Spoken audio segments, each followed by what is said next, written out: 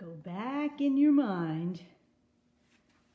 Here we are. We're going to go back several thousand years to ancient China, where there was a giant river called the Yellow River. Oh, we've switched over to BC.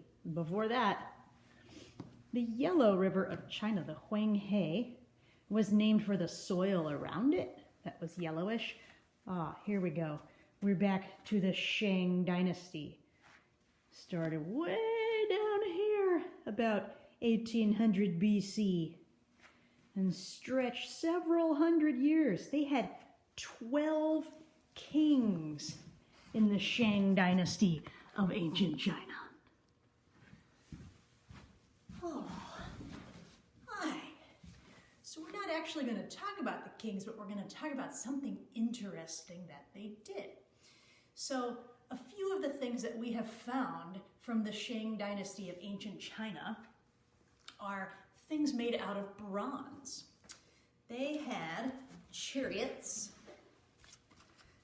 You couldn't sit down, you just stood up, but they made decorative parts for the chariots in bronze.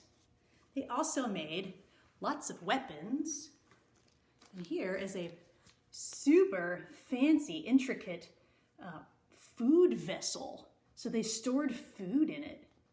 Pretty amazing. So they were very advanced. They didn't just slop out something quick. Look, I mean, that must have taken forever to carve. Wow.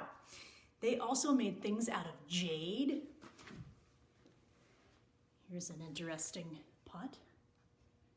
They used jade. They wove silk from silkworms. But I'm going to tell you about their writing. As you know, Chinese writing has a lot more characters than we have. Our alphabet only has 26 letters, right? But in ancient China, we have found evidence that they had over 3,000 characters way back here. Whew, that's a ton. And their writing at this point was not on paper. We have found the earliest known writing on oracle bones. So they would take a tortoise shell or the scapula of an ox, which is like your shoulder blade, and the king would go to a scribe and ask a question. It could be about hunting or war, or when a baby would come, or when they should plant crops because they were a farming civilization. And they would ask the question, and let's say I have a tortoise shell here. The scribe would first heat up the shell a little bit. Don't worry, the turtle is all gone, just the shell. And then they would heat up a rod in a fire, get it real nice and hot, and they would poke the shell, which causes it to crack. So if it cracked one way, that'd be like a yes, or cracked the other way, it'd be like a no. And the scribe would read the signs that the cracks made and advise the king how to proceed. So farmers, hundreds of years later, found tons of these oracle bones all over the place. I've got to show you a picture.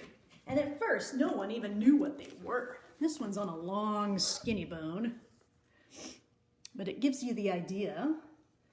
They have writing on it. They probably wrote down the question. Here are some shells. Pretty neat, huh? So we have pieced together writing from that.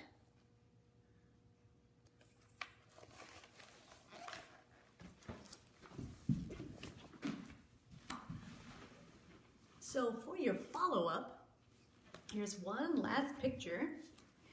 It's a print from an oracle bone. You may want to try writing some Chinese characters. Some of you have tried that before. But also, I think it would be very interesting to write a story. What if you were the king of the Shang Dynasty or the queen? What would you ask the scribe?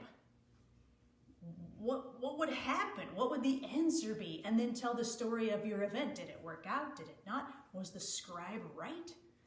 Or what if you were the scribe and you had to do the oracle bones for the king and make a prophecy? How would you feel? What if it worked out? What if it didn't?